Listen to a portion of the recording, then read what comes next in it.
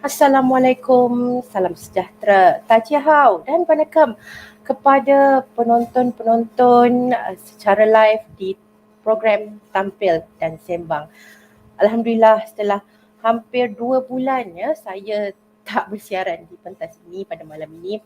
Saya dikurniakan rezeki untuk ke udara bersama anda semua. Jadi apa khabar penonton-penonton sekalian yang bakal menonton video ini selepas ini juga, apa khabar? Selamat datang ke pentas Tampil dan Sembang.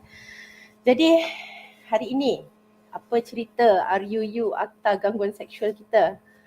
Masih lagi sepi Di mana kita punya menteri ni? Masihkah beliau ingat tentang janji beliau untuk merealisasikan Akta Gangguan Seksual? Adakah beliau perlukan bantuan? Mungkin kami di Tampil Bersuara sedia membantu hendaknya. Saya menyeru pada ahli-ahli parlimen untuk tidak terleka memikirkan masalah-masalah yang dihadapi rakyat. Ini adalah peringatan untuk saya sendiri dan mungkin untuk sahabat-sahabat di luar sana. Mungkin hidup kita agak selesa. Mungkin kita dah boleh keluar daerah dan keluar negeri. Kita boleh berkunjung, jumpa saudara mara dan sahabat yang jauh.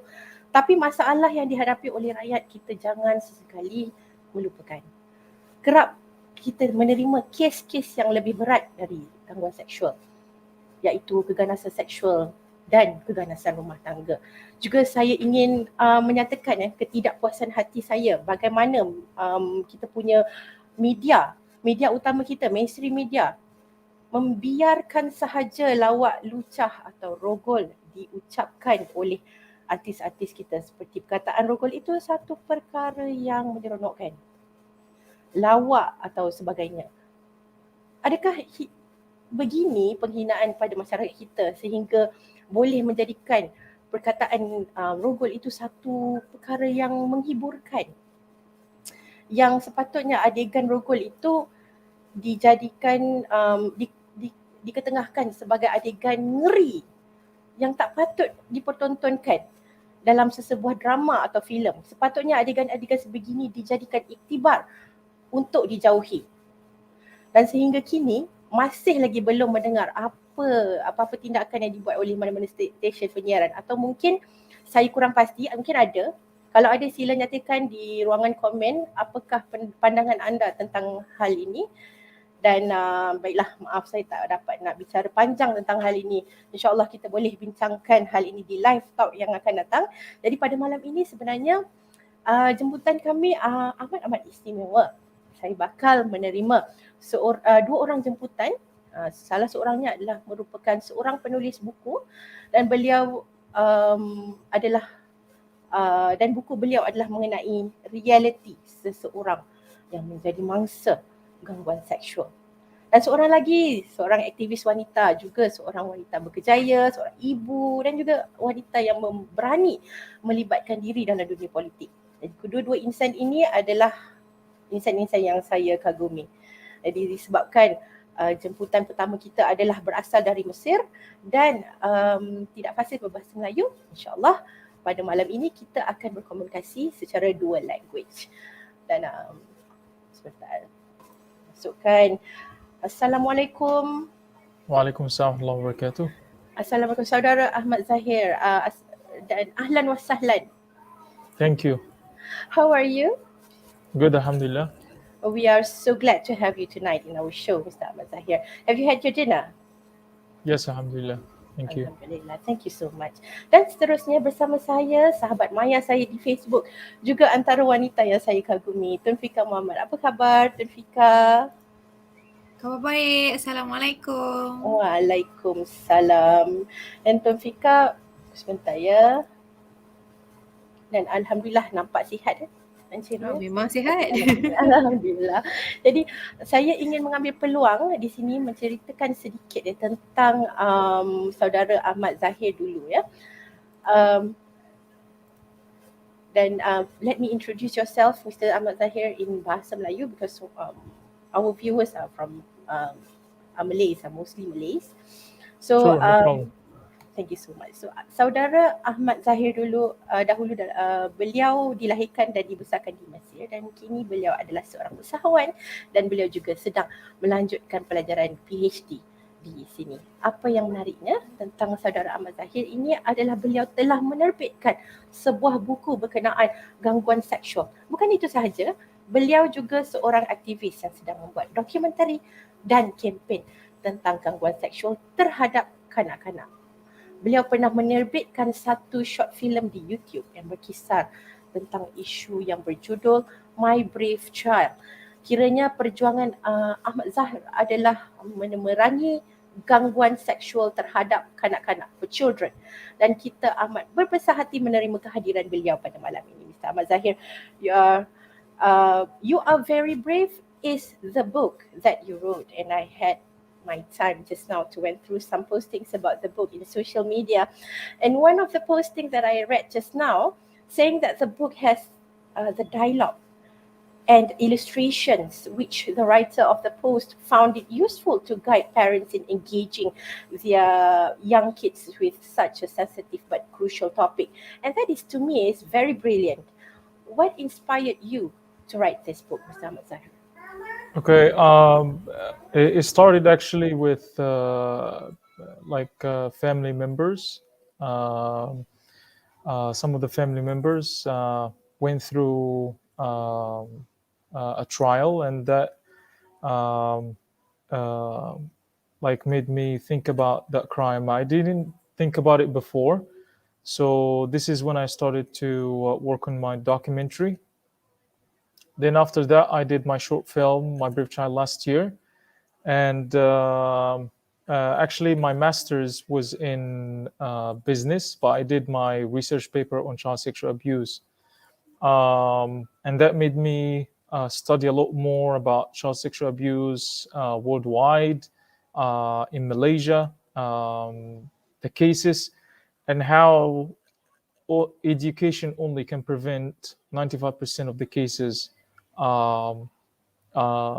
Because once a child know this is wrong, then when it happens and when it starts to happen, they say no and they talk to their parents or any trusted adults, and then when it stops, and that's what we need. Because child sexual abuse can go for years.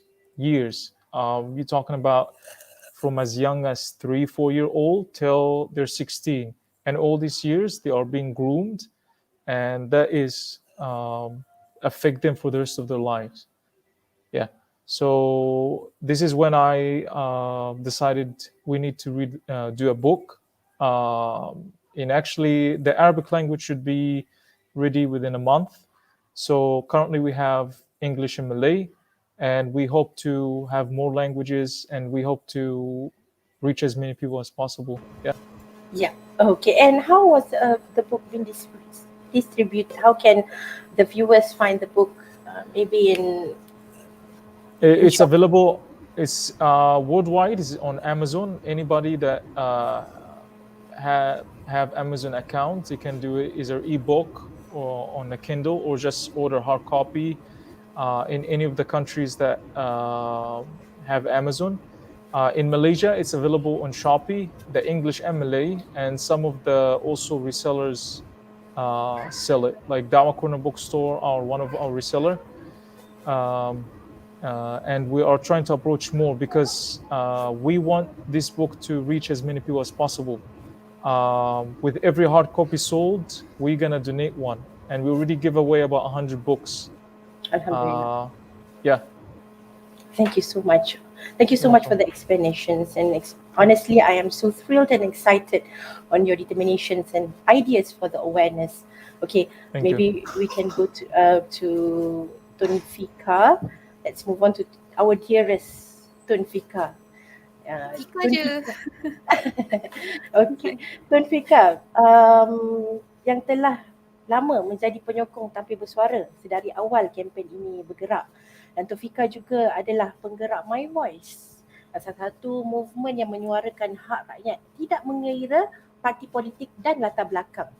Jadi Tun Fiqa, seperti perkataan dari buku yang ditulis oleh saudara Ahmed Zahr, perkataan berani ataupun brave itu di-emphasizekan atau diketengahkan bila bercakap mengenai berani ataupun brave ini. Baru-baru ini tindakan atlet perenang negara iaitu Pandalela telah mendedahkan gangguan seksual yang dialami beliau dan telah dipersalahkan oleh pihak-pihak tertentu, khususnya Menteri kita, Menteri Belia dan Sukan. Mungkin boleh beri sedikit komen tentang isu tersebut.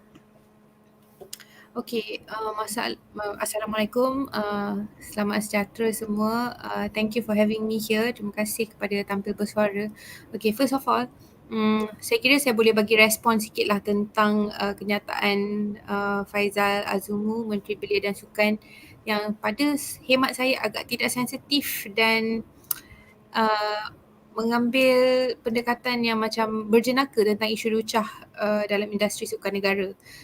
Sepatutnya pada pendapat saya, Faizal Azumu tidak patut mempersoalkan kenapa Pandalela baru saja membuka mulut tentang perkara ini baru-baru ini melalui tweetnya yang disambut oleh KJ, tetapi dia sepatutnya berterima kasih dan mengambil ini sebagai satu pintu untuk dia membuka semula, if he must, cerita-cerita yang melibatkan kelucahan ni di dalam industri sukan negara. Dan kita mesti menerima hakikat bahawa perkara-perkara ini berlaku dan wujud dalam kita punya arena sukan. Kadang-kadang kita tak perlu pergi jauh sampai ke arena sukan pun. Kita boleh pergi ke sekolah, mungkin ada cikgu yang menyatakan perkara-perkara lucah ataupun sesama kawan-kawan. Dan because benda ni dinormalisasikan daripada sekolah, daripada dekat pusat sukan, dekat gym. So because perkara ni dinormalisasikan and most of the mangsa adalah mengambil pendekatan untuk diam. Jadi perkara ini menjadi semakin tidak terkawal. Jadi pada saya sepatutnya sebagai seorang Menteri Belia dan Sukan, dia sepatutnya mengambil pendekatan untuk berjumpa dengan Pandalela daripada mengeluarkan kenyataan akhbar dan sebagainya. Berjumpa dengan Pandalela, kaji punca, go to the depth of things dan ambil pendekatan yang lebih serius dalam mendedahkan orang-orang yang sebegini. Seperti yang kita tahu dalam kes Pandalela tu, if I'm not mistaken, after 7, if I'm not mistaken lah, daripada apa yang dia ceritakan, lepas 7 atau 8 tahun macam tu, the same person, pelatih tu tadi ditangkap kerana kes rogol. So kita tak nak perkara-perkara ini melemahkan kita punya sports industry, and the same could be happening at school sampai pelajar takut ke sekolah. Baru-baru ni ada pula pengacara dekat TV yang buat lawak lucah and macam beria-ria sangat nak tahu tentang sexual scene dalam movies. Semua perkara-perkara ni adalah perkara-perkara, if you ask me, these are cheap advancement yang we have to take into consideration lah. Dan kita tak nak apa yang terjadi kepada Cindy Ong terjadi kepada orang lain. So let's take that as the first step. Dan Tun Fiqa sebenarnya adalah Presiden movement MyVoice. Mungkin Tun Fiqa boleh terangkan sedikit tentang movement ini? Okey, baik. Sebenarnya movement MyVoice ni adalah movement di mana we are here for Malaysians. Apa yang kita cuba buat di MyVoice ialah kita cuba menjadi satu gerakan non-partisan di mana kita ada semua, ada je orang yang ada pegangan parti masing-masing, but when we are in MyVoice, we are Malaysian first. Kami bergerak sebagai satu movement yang mahukan Malaysia yang lebih baik. We don't look at the who, we look at the what. Kami tidak pegang kepada siapa atau apa jawatan orang tu, di mana orang tu. Yang kita pegang adalah perbuatan, prinsip dan perbuatan. Jadi I am very glad, I am very honoured to know the people who are with me in MyVoice. Ramai, we have celebrities, we have royalties, we have influencers who are part of MyVoice yang bersama-sama dengan kita untuk melihat Malaysia yang lebih baik. At the end of the day, we all want that for our future generation. Betul, saya setuju tu.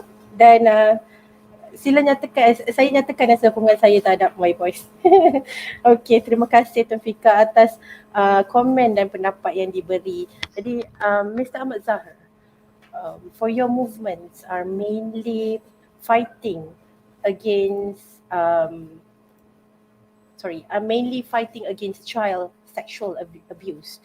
So can you explain more from your own point of view? What is your opinion on youth empowerment, especially among the children?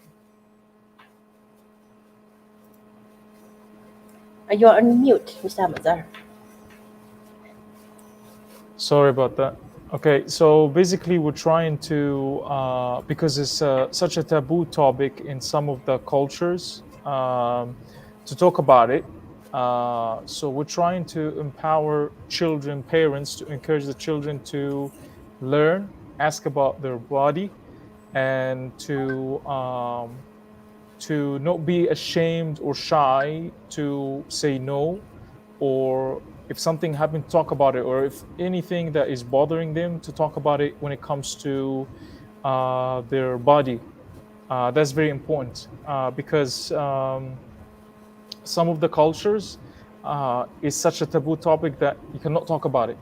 You know, like people sometimes get married without even knowing anything, and that's terrible.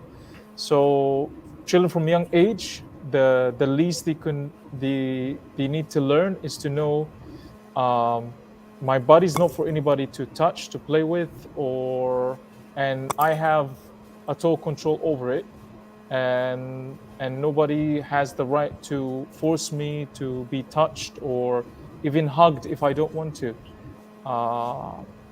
So we're trying to in the book there's a song, because we're trying to handle the situation very lightly, right? We're trying to encourage the children to sing the song, to draw pictures, to tell their stories, to not be ashamed or shy. You know, like it's nothing shameful to say this is private, you cannot touch. If someone played and accidentally touched, you have to be aware of, okay, this is no area. So that's what we're trying to do. We're trying to handle and spread awareness with the very light manners through the book, through illustrations, right? Illustrations, through the storytelling. We are actually doing a competition now for children to sing the song and post it, and the winner will win a voucher, ice cream voucher, coloring pencils, and sketch, and free hard copy of the book. So this is like kind of encouragement to encourage parents and children to learn more about safe touch. Yeah. Yes, and we will share the link for the video and also the books in our page after this. And thank you so much, Mr. Ahmed Zahr. Thank you. All right. Okay, hold on. Okay, so kita berbalik semula kepada Tun Fiqa. Jadi seperti kita semua tahu, baru-baru ini saudari Ain Kusniza telah terpilih untuk bersuara berkaitan dengan perlindungan kanak-kanak di United Nations. Apakah pendapat Tun Fiqa berkenaan perkara ini? Adakah ini merupakan satu dorongan untuk anak-anak muda, terutamanya kanak-kanak, kita punya children, untuk lebih berani untuk tampil bersuara? Silakan. Thank you, Sakinah. Okay, I melihat benda ni daripada dua angle tau. Ada not to say positive angle and negative angle, more like positive reception towards the subject and negative reaction towards the subject. Ada dua golongan masyarakat yang the way they look at things. Satu berpendapat bahawa bagus, people should come forward, young kids, suara mereka sepatutnya didengari. Kita tak boleh pandang tak ambil serius tentang aduan kanak-kanak when it comes to sexual harassment and those kind of things. Ada pula satu golongan masyarakat yang kata, adik I ni melampau, adik I ni macam perasan, tersalah anggap because of dia kononnya macam kalau dia tak gedik mungkin tak ada those kind of sexual advancement. But I would like to call for the masyarakat to put themselves as the parents of adik Ain. Imagine adik Ain tu anak you. What would you do? Of course, if I were to be Ain's parents, I would be doing the same thing. Rather than menyorokkan masalah tu di dalam rumah I, diamkan perkara itu, I would bring it forward so that masyarakat tahu that this is not supposed to be the way. Masalahnya dengan masyarakat kita selalu sweep things under the carpet. In the sense that especially untuk keluarga Melayu, I'm sorry I have to say this, especially untuk keluarga Melayu, kita selalu tekankan maruah keluarga. Kita selalu tekankan masa depan pelaku, sehingga kita terlupa bila kita menitik beratkan perkara-perkara ni, we will cause mangsa tu untuk lebih tertekan, untuk lebih dipersalahkan and all those kind of things, because most of the time the scenario in a Malay family would be for example, let's say the father is the one who does inappropriate things towards the child. Rather than we take the father to the police or we lodge a report against the father, we will say hush hush.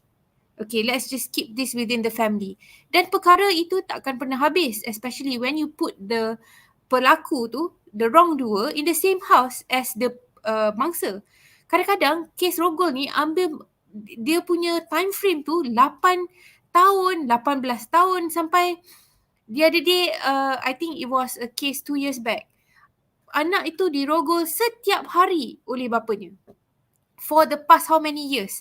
So sampai bila kita nak biarkan dalam mentality tu dalam masyarakat kita, iaitu mendiamkan perkara ni rather than bawa perkara ni ke depan.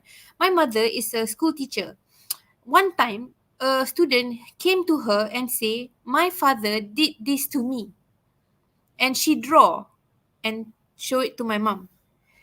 So, my mom was shocked. Tapi apa yang my mom buat, bawa dia ke balai polis, they lodge a report, those kind of things. Bawa ke hospital untuk check sama ada betul atau tidak. Apparently the hospital can check whether you ada torn ke apa ke. So betul. And when they confronted the mother, sebab hanya mak dia je yang boleh, hanya family tu yang boleh start the report police, mak dia tak nak buat report. The mom choose not to, So perkara-perkara ni lah yang saya rasa kita patut tukar. As a masyarakat, we have to be more matang as a masyarakat, whereby we have to fikirkan dia punya implication pada mangsa tu. Of course, bila you dah berdepan dengan insiden begini, the trauma, the experience tu bukan sesuatu yang you boleh lupa in 1 or 2 years. You will carry all this feeling. You might be feeling dirty, you might be feeling, macam you are a sinner, those kind of things, and you have to carry that feeling for a long time dalam hidup you. Dan kalau kita biarkan perkara ni, morality of masyarakat kita adalah benda yang kita pertaruhkan. So pada pendapat saya, apa yang adik Ain buat, apa yang keluarga dia buat dengan membawa perkara itu ke depan adalah perkara yang terbaik. Dan sekiranya perkara yang sama berlaku kepada anda, keluarga anda, anak anda atau sesiapa juga yang anda kenali, do the same. Do the right thing.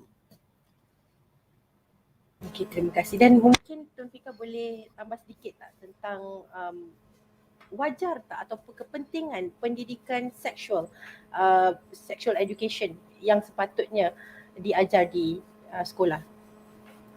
Kepentingannya.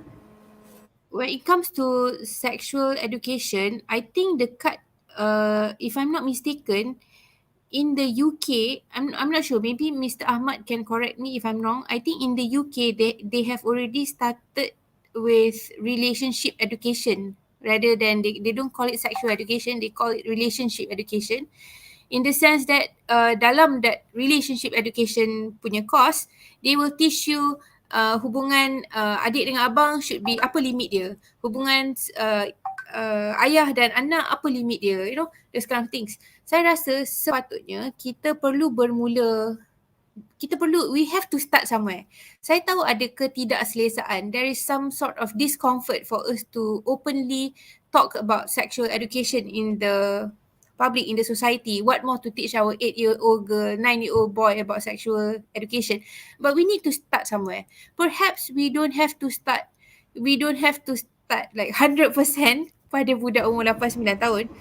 But the pendedahan secara sedikit-sedikit tu amat diperlukan. For example, Mungkin betul. For example, umur 7 tahun, 8 tahun, macam Ahmed mentioned just now, where can you touch me? If I don't want to hug you, you don't ask, let's not go there, on which part of my face can you kiss me and who can kiss me, those kind of things we need to educate kids from young.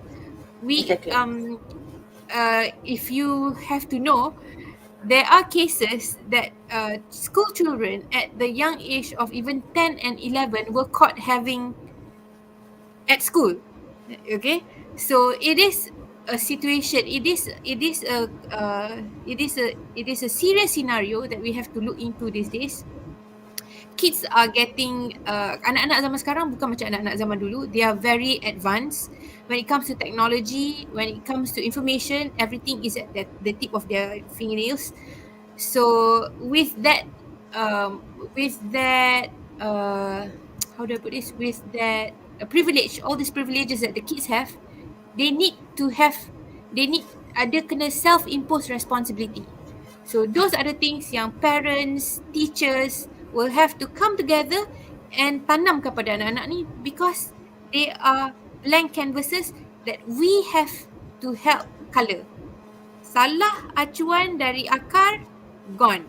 I always tell that to myself. Anak-anak ni, salah acuan daripada the base, it's very hard for you to mold them back. Exactly. Jadi mungkin kita punya sekolah ataupun kita punya kementerian pelajaran mungkin boleh ambil peluang ataupun fikir kita mungkin perlu rebranding the word sexual education. Mungkin boleh jadi macam the relationship punya lebih kepada limitations. Budak-budak boleh buat apa, do's and don'ts kan, betul tak? Sebab selalunya budak-budak dia menerima arahan daripada kita. Di situ yang kita ada peluang untuk mengajar dia. Kita boleh bagi tahu apa yang patut, apa yang tidak patut pada anak-anak kita. Jadi okay, alhamdulillah, now can we go to Mr. Ahmed Zahr? Do you think it is appropriate for sex education or sexual education to be taken in school syllabus? Maybe you can provide the reasons and why. What are your dreams towards a better education for our children with regards to this issue? Okay. Sexual education is something that I think is already addressed in some of the syllabus. I'm not sure actually how it is here in Malaysia. But my focus basically is about safe touch. Basically that every child should know their body. They should not be ashamed to ask. They should not be afraid to ask about their body, number one. Number two, each child needs to learn that their whole body is private. And as the Tun Fiqa said that in the UK, they said the limits between the father or the brother, safe touch is a safe touch. It doesn't matter who. So once a child know from very young age that if somebody touch me here, it's not okay. Even if it's a parent, if it's a brother, if it's a friend, it's not okay for anyone. It doesn't matter who.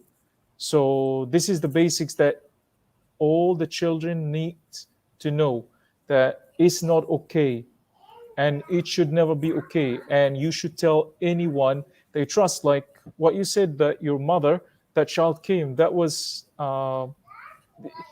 either she was taught or Allah inspired her to do this, because what she did helped her to stop this.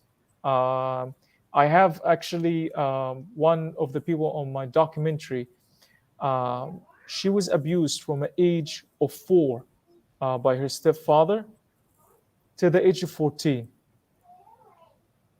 Not only that, he was handing her to his friends. So you can imagine a child living in a horror for 10 years of her life, 10 years. And the mother, when she told the mother did not do anything about it. And that's in Canada. That's not, I'm talking about countries where there is, there are awareness more than some other developing countries. So, but she didn't know as a child, she didn't know that a stepfather should not touch me there. The stepfather, because she treated him like a father, right? He would dress her up and play and do all kind of stuff.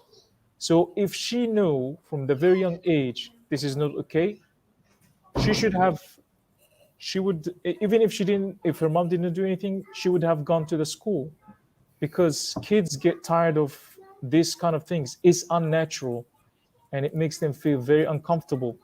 So at some point they will try to go to stop it. And that's what we need. We need it to stop. We need it to stop because it's increasing. It's not going down. It's increasing. Yeah.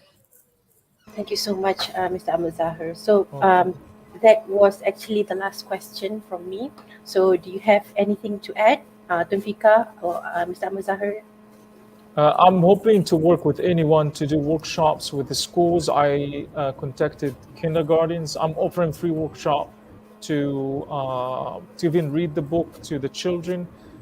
Me and Rachel, the co-author, and do is free. Like you don't have to do anything. You just have to arrange it. So if you can help us connect to more schools, kindergartens, so we can help spread awareness. Also, we have copies to give to children that cannot afford it in orphanage, in foster homes.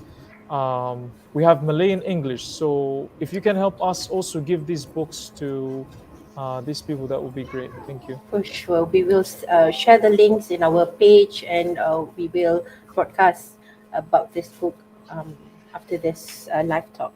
So maybe Tun Fiqa ada apa-apa lagi nak tambah berkenaan dengan isu-isu Per- semasa sekarang, sebab kita sebenarnya terlebih terawal ni kan, kita baru 30 minit. Nak share, nak tambah lagi, nak cakap dengan Ahmed Zahr ke? Okay. Perhaps Ahmad, I know the owner of Brainy Bunch. If you know Coach Fazil, he owns Malakat in Cyberjaya and also the Brainy Bunch kindergartens.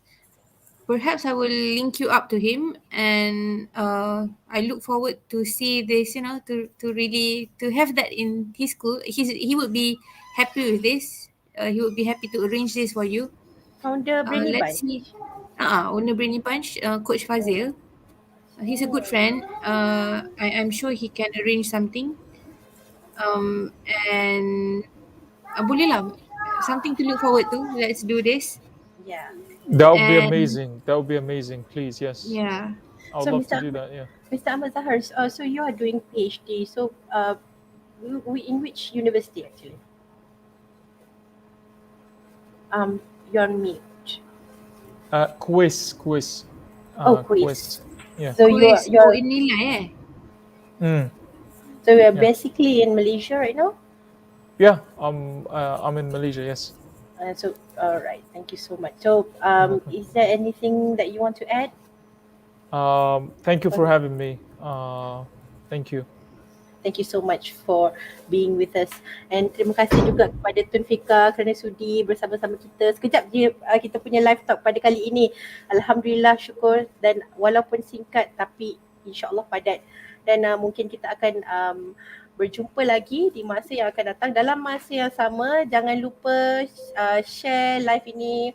Sebenarnya live ini insya-Allah banyak memberi info-info terbaru tentang gangguan seksual ataupun kes-kes ataupun isu-isu yang terbaru mengenai gangguan seksual. Dan boleh follow kami di Tampil Bersuara di Facebook, Twitter, Instagram, YouTube dan juga TikTok. Okey, dan setakat itu Aqulu qawli hadza. Assalamualaikum warahmatullahi wabarakatuh. Assalamualaikum. Waalaikumsalam warahmatullahi wabarakatuh.